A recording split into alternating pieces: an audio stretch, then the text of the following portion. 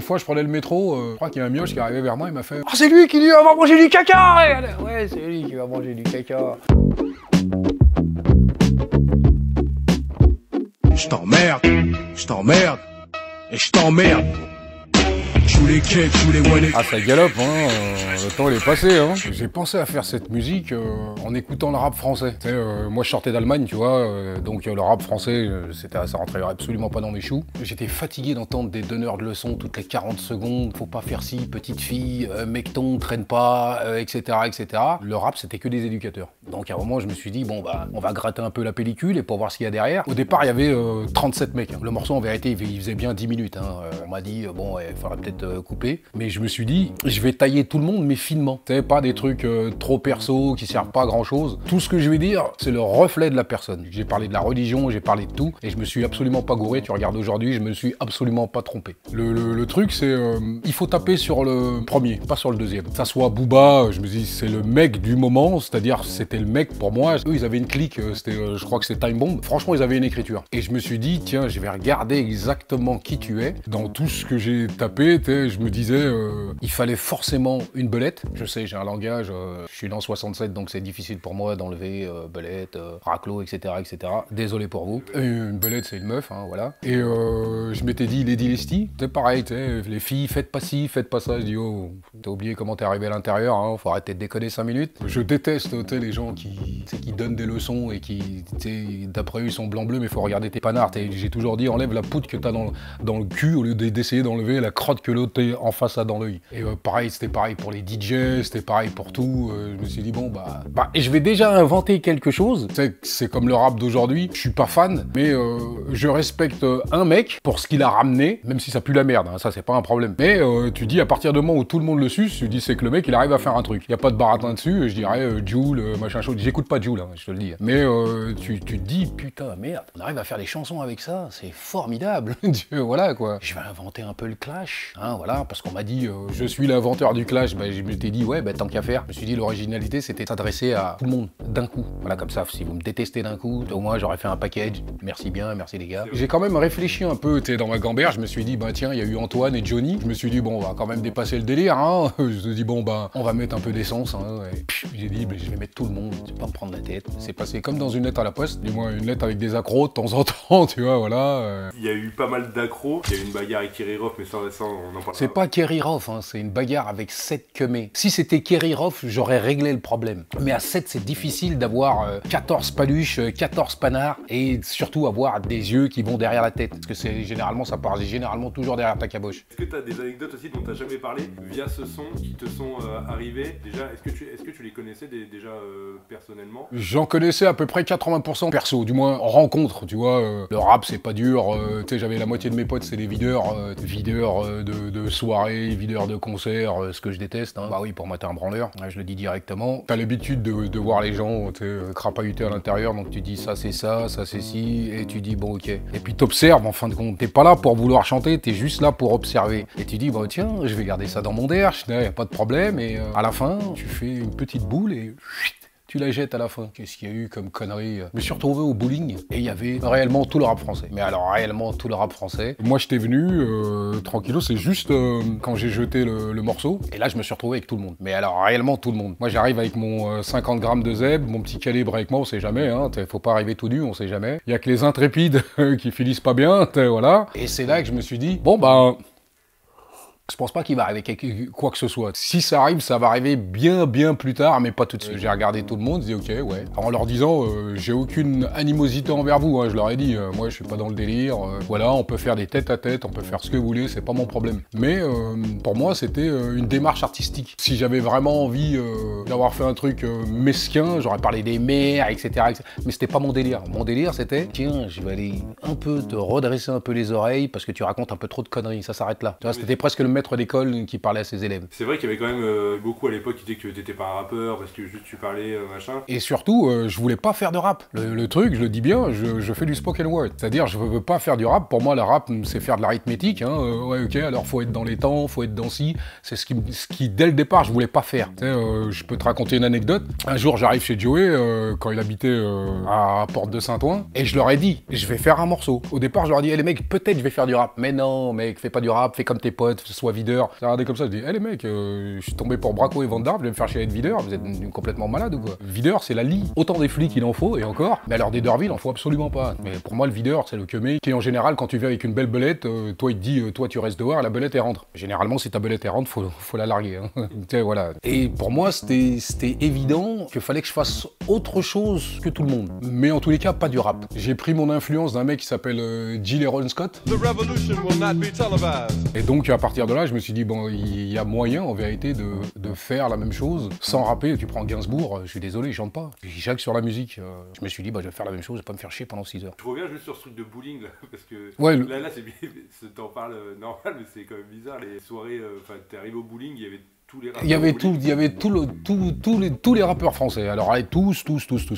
Je savais que j'allais trouver des rappeurs français dans la soirée, mais je pensais pas qu'ils allaient tous être là. Et je me suis dit, bon, bah tiens, Lady Lesty, il y a toute leur clique avec derrière, il y a tout Time Bomb, il y a NTM, tout le baratin, la clica, tout le monde. Bon, bah, je vais pas partir, hein. Moi, je vais rester là, je vais rester, j'ai fumé mon joint. À cette époque, on pouvait fumer n'importe où, tu vois. Ah, bah, ça s'est bien terminé, hein. Il y en a 2-3 qui sont arrivés, je leur ai dit, mais tu sais, c'est quoi, reste à ta place, ou sinon il va être dans ton pied ou dans ton genou, ça va être très rapide, je ne me bats pas, surtout à l'heure qu'il est. Un peu qu'éclat, on n'a pas le temps, on n'est pas dans la violence, soyons des gens civilisés. Tu ne m'aimes pas, c'est pas grave, mais j'ai pas été très loin, donc ça va, ton ego il a peut-être été un peu touché, va te doucher, puis ça ira très bien. T'as fait la paix avec tout le monde là? Moi j'étais pas en guerre, hein. C'est eux qui étaient en guerre après moi, parce que j'ai touché, quand tu jacques t'as 2-3, ouais mais quand même, tu vois, on avait l'habitude de se voir, j'ai dit mais t'avais l'impression qu'on était des potes ou quoi, c'est quoi ton baratin? Je te vois, on se voit, ben, je vois mon chien aussi, il est où le problème? Pour ceux qui l'ont pris personnellement, je leur dis c'est votre problème, c'est pas le mien. Mais vous êtes à l'encontre de tout ce que vous racontez, c'est justement là, et c'est pour ça que j'ai dit j'ai fait fort, j'ai réellement fait fort. Du coup, tu parlais du rap d'avant, et t'en penses quoi du rap de maintenant? Le rap de maintenant, c'est plus mon époque, donc ça a strictement plus rien à voir avec moi, j'entends juste du boum boum, à la rigueur, pour moi c'est de la techno.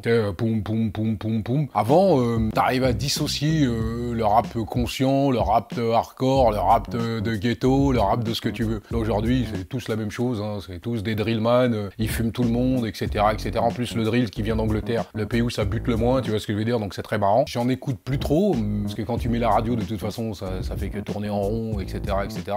Tout le monde fait la même chose. Tu prends le plus petit qui a 12 piges, je te raconte les mêmes conneries que l'autre qui en a 20, 25. Première gonzesse, c'est pareil, j'ai un beau cul, j'ai si, tu l'auras pas, j'espère que t'as des sous, etc. Ok, fais comme tu veux. C'est pas une histoire de valeur, hein. Valeur pour moi c'est des foutaises. C'est juste que faut vivre avec son temps. Moi, je suis plus dans la musique, donc voilà, j'ai 56 berges, voilà. Moi, je fais pas de revival, tu vois ce que je veux dire. Le passé, c'est le passé, je regarde devant. À 7 sur un mec. À 7 sur... Mais j'ai un joint. Vous êtes même pas des chiens de la casse, des hyènes. Ma parole. Mauvais travail.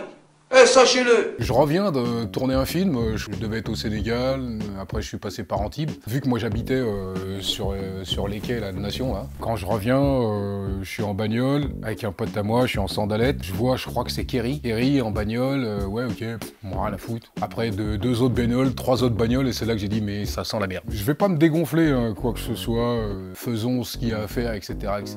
Et j'avais dit à mon pote, surtout ne t'arrête pas. Ce couillon il s'arrête et il garde ses clés dans les mains. Mais dès qu'on sort, le problème, ça veut s'embrouiller. Ça me gêne pas, on s'embrouille, je sors dehors, Kerry me dit on y va, quand on y va, tu fais rien. Si tu fais rien, moi je vais pas attendre non plus midi 14h. On fait ou on fait pas. Ça se fait pas. Au moment où je rentre dans la bagnole, c'est là que ça commence. Ils avaient besoin d'un menteur à eux pour leur faire ouais vas-y c'est le moment. J'ai pris une patate, il en a pris 2, et après j'étais dans une bagnole, et tu sais c'est difficile de vatsa quelqu'un dans une bagnole. T'étais à l'intérieur, il était sur moi, tu peux pas faire grand chose. Seulement après il y a le garde du corps de Kerry qui m'a tiré par les épaules, plus un autre, et qui a essayé de me péter le genou par la portière, parce que j'étais allongé à un moment.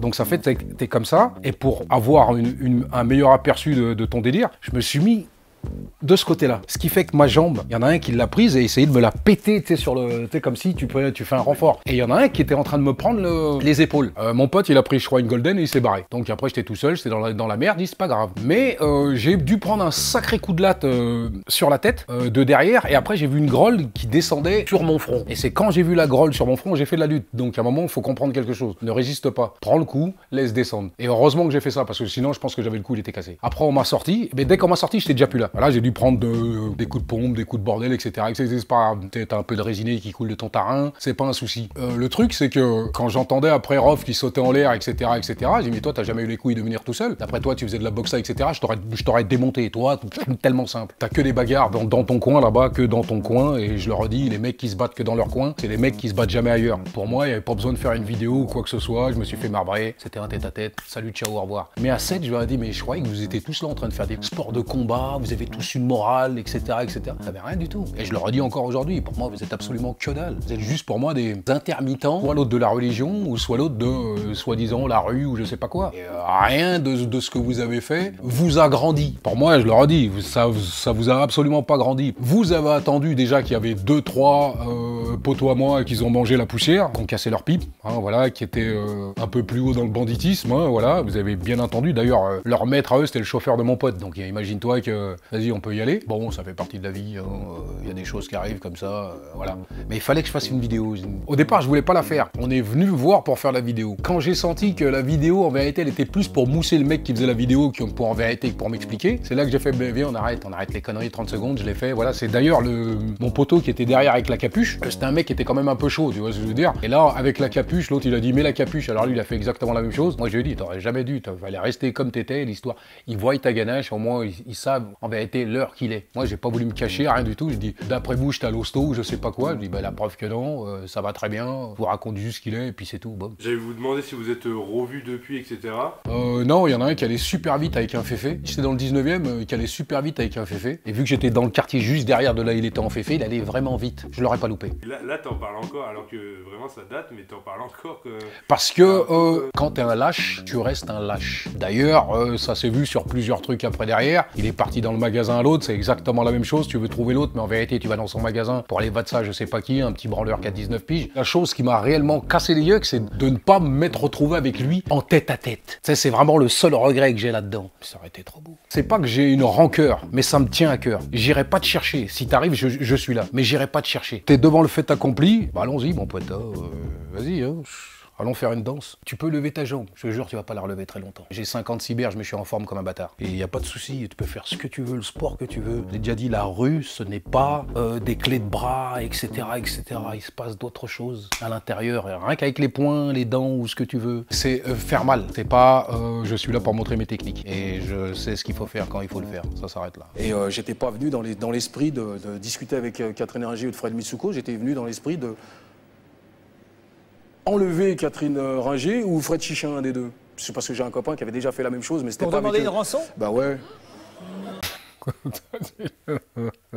Ouais, bah c'est le jour où je prends mon blast de MC Jean Gabin. On m'appelle, tu sais, avant t'avais les beepers. Sur mon beeper, ça sonnait, puis il y avait 13. 13, ça veut dire c'était que des problèmes. Donc des problèmes, je prends mon fer, je mets mon gilet, et j'y vais. Et on me dit, rendez-vous au rue Louis Blanc. Je dis, rue Louis Blanc, les mecs, il y a le comico qui est juste là. J'ai un mauvais souvenir du comico Louis Blanc, c'est le seul comico qui m'a pendu, hein, je te le dis direct. Hein. T'avais des radiateurs, avant les radiateurs restaient hauts. Ils m'ont mis les menottes au radiateur. Moi, je fais 1m70, donc crois-moi que mes pieds touchent pas vraiment le sol. Ça, c'est les menottes.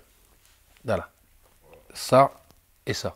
Ça, c'est à Louis Blanc. La police des années 80, c'est pas la police des années 2000. Hein. Là. Les deux marques qu'il y a là, c'est des menottes. Je suis comme ça, pendu au commissariat. Voilà. On me prend mes papiers d'identité qu'on ne me rend pas dans ce commissariat. C'est pour ça que je dis c'est le commissariat, pour moi, le plus pourri que je connaisse. C'est celui-là. Ils me rendent pas mes papiers. C'est pour ça qu'à un moment, je me retrouve sans papiers pendant 10 ans. Ce que je dis derrière, c'est qu'on me tape mes papiers. Et après, je me retrouve en étant français, né en France, c'est pas... voilà. Et je me dis, bon, bah, c'est pas grave, hein, les mecs. Hein. Si vous avez l'impression que je vais aller faire la planche pour 1,50 €, vous êtes des malades. Je vais me démerder. J'irai vendre du crack, etc., etc. Y a pas de souci. Quand j'arrive à l'adresse indiquée, je vois un mec que j'ai vu il y a vraiment longtemps, tu sais, Bruno Bozir, Doc Gynéco, mais il n'y avait pas les locks, tu vois. Moi je le connaissais, il n'y avait pas les locks, il y avait une banane. À l'intérieur du studio, j'entends de la gratte, etc., etc. Et je vois, je reconnais Rita Mitsuko tout de suite, tu sais, 85, Marcia Bella, j'aime bien cette chanson.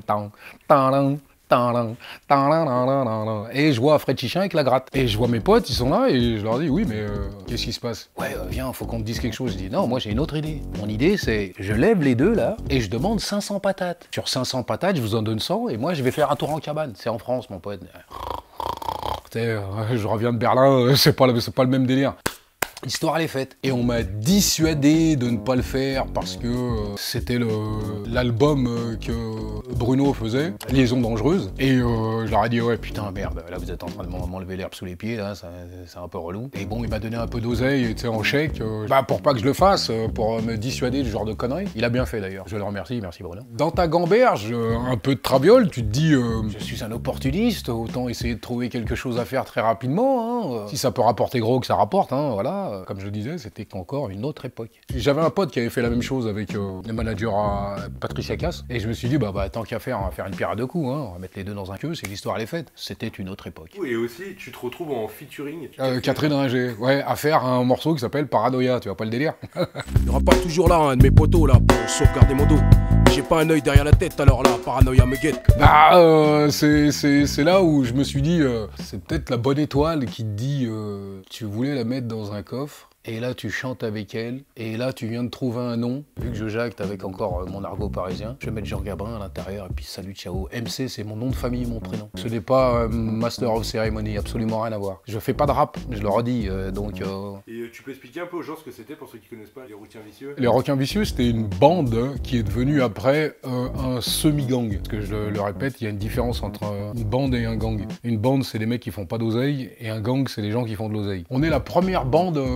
hip-hop, parce que ma génération, nous on est arrivé d'une génération, c'est-à-dire le hip-hop, le début du hip-hop, vraiment dedans. Donc nous on était vraiment américanisés et africanisés et francisés. Nous on était là pour justement pas faire comme tout le monde. À cette époque c'était tous des rockers, soit des skins, soit des ska, soit des reggaeman. Et nous justement on voulait pas appartenir à ce genre de délire, on voulait avoir notre propre truc. On était des jeunes pousses qui étaient fatigués d'entendre Michel Sardou et compagnie, nous on voulait du rap. Et à cette époque-là, je le redis, c'était le zoo, c'était vraiment le zoo. Là aujourd'hui pour moi c'est de la branlette. Il fut un temps avant, t'as une toquante, que ça soit Rolex ou pas, tu la gardes pas longtemps, d'abord tu vas pas faire le fanfaron avec. Là aujourd'hui c'est tous des fanfarons, tu peux te balader avec un calibre ou pas, c'est pas un problème. Hein. C'est que avant les gens avaient la valeur de l'oseille. C'est pour ça que à mon époque, je pense que c'était pas bien vu d'être riche. Justement pour ça. Je pense que t'étais un richard avant, je pense que t'en prenais plein la gueule. T'as toute cette jeunesse dorée, tu sais, les Cassel, etc., etc.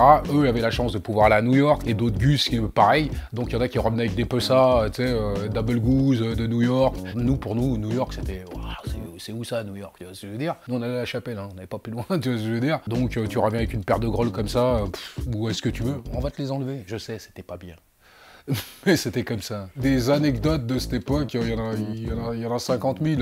T'as un concert, le premier concert de rap qui s'est fait avec les Ricains, c'est le concert de Run DMC, qui était au Grand Rex. On a pété le bus. J'ai essayé d'attraper la chaîne de DMC, c'est ce que t'entends dans la série NTM là qu'ils ont faite. Ça c'est moi, c'est pas... Ça c'est moi. On veut toujours te faire un hip-hop édulcoré où tout le monde était sympathique, tout le monde était ci, tout le monde... C'est pas vrai. Il y a des gens qui avaient pas une thune, et d'autres qui avaient ce qu'il fallait pour pouvoir rentrer en boîte de nuit ou quoi que ce soit. En plus, il n'y avait pas beaucoup de boîtes. Il y avait que deux coins, c'était le Globo, à Strasbourg-Saint-Denis, et la Grand Jaubel, c'était quoi, le Bataclan. Je vais te donner la définition de ce que nous étions. C'était un film qui s'appelle Beat Street. Dans Beat Street, il y a deux groupes, les Rockers et les autres. Les Rockers, c'est les mecs qui foutent la merde toute la journée, mais qui aiment la musique. Et il y a les autres qui aiment que la musique, et qui vont à l'école, etc., etc. Ben moi, je suis de l'autre côté. Voilà. Et pour moi, c'est l'essence même du hip-hop. Des anecdotes, il y en a 150 millions. J'allais au Globo, le Globo il ouvre à minuit, moi j'y vais à 11h, je fais payer tout le monde. Telle entrée c'était 50 balles, je vais être sympa, pour vous ça sera 25, je fais rentrer tout le monde à 25. Ça fait que quand les videurs ils arrivent, ils voient que en vérité la salle elle est pleine, qu'ils comprennent rien du tout, bah c'est des choses qui arrivent, mon pote qui arrive avant. T'as des Kangol en général, tu repars pas avec. Je prenais tous les Kangol. Tous les Kangol, et je comprenais une chose, pour éviter de se faire chier par les condés, tu dépouilles ceux qui dépouillent. Comme ça, eux ils portent pas plainte. Ah oui, il faut arrêter d'être con, tu vois ce que je veux dire. Vas-y, va travailler. J'arrive à la fin, y a pas de problème. C'est pas qu'on était méchants, mais la vie faisait que, voilà, moi j'avais des potes, ils avaient 13 ans, sa mère elle se barre au bled, le père il y en a pas, et il fallait te chauffer à la bougie. Et les mecs ils ont 13 ans, il y a personne qui est là, la mère elle descend une fois tous les 6 mois, alors ça va les enfants, putain, elle a tchave. Donc il faut vivre avec, tu vis de chaparde, etc., etc. Et nous, requins vicieux, bah, resté ça. Dans la bande, difficile de trouver deux parents. Généralement, c'est que des divorcés, soit l'autre il est au trou, soit l'autre il est pas au trou. Donc voilà, ça a été le petit point commun qu'on avait ensemble avec la danse. Bien sûr, moi je suis un mec à l'ancienne. J'ai toujours dit, je suis pas un mec... Moi j'ai vieux téléphone, j'ai vu que truc, regarde, je mets des vieux survêtements, tu mets des vieux que truc. Tu l'as vu tourner un peu celui-là? Non, j'ai jamais vu tourner. Je sais où je suis exactement, mais j'ai jamais vu tourner. Les bougs qui regardent Automoto et Téléfoot le dimanche. Possible, mais je regarde pas Automoto et Téléfoot non plus. Ah, je suis toujours un mec à l'ancienne. Je privilégie pas les marques, etc. Ça. Pour moi, je vais filer du fric à un mec qu'on a déjà. Quand je les regarde tous en Versace, en bordel, etc., je me dis, ouais, bah c'est pas mal, mais je crois que vous avez pas capté. T'as pas une thune, mais tu files des thunes à un mec qu'on a largement plus que toi. Le sens, il est où là-dedans? Je pense que tu marches pas bien. De temps en temps, faut réfléchir. Hein, bah. Eh, va manger du caca, là, au lieu de me parler de conneries à la con.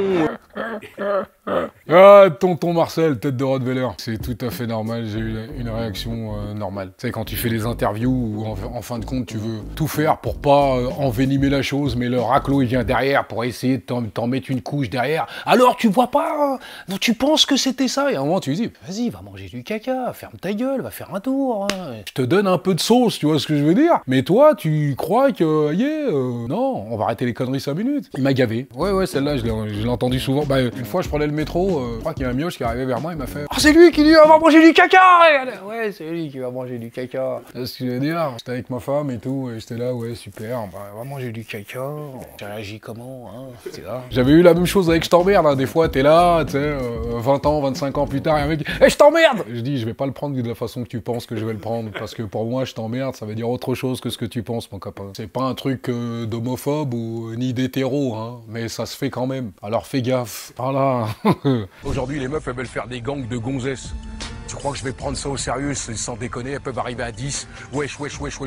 Tu prends un front kick, t'es dans l'eau. L'histoire, elle est réglée. C'est des gonzesses. Alors, ouais, je comprends. C'était une autre époque.